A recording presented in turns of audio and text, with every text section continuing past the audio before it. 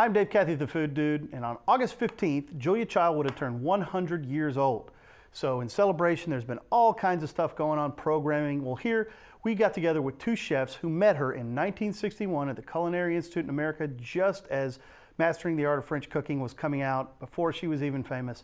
They had a lifelong friendship with her. Here's Chef John Bennett and Robert Dickson. We were at the Culinary Institute, and I was at the Mermaid Tavern, and Jim Beard was the consultant. So he'd hang at the end of the counter, and I said to him one day, would you like to come to talk to our class? Well, it was a junior class. And he said, yeah, when? And I said, well, you pick the time.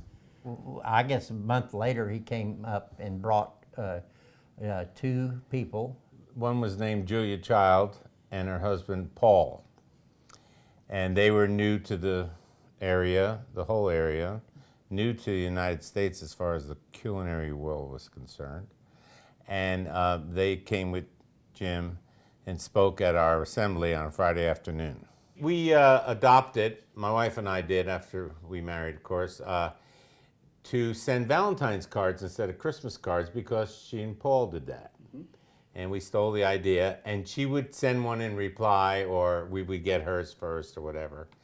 And I have about 14 cards from her, and she always added a note, and you know, I treasure those. As they say, in the beginning there was Julia Child, and she introduced America to French cooking, and through her book, Mastering the Art of French Cooking, Volume 1, Volume 2, and ad infinitum, and her recipes were so clear and so able, you know, people could follow them, that she became a cult. It was almost, people were following her like, oh wow, her word is the word. She was always someone you could call and ask a question about something, either travel or food.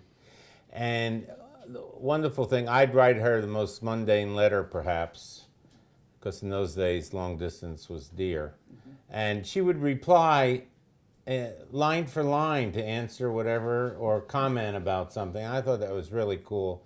And you know, it was the first intelligent letters I probably ever gotten, so it was a wonderful thing.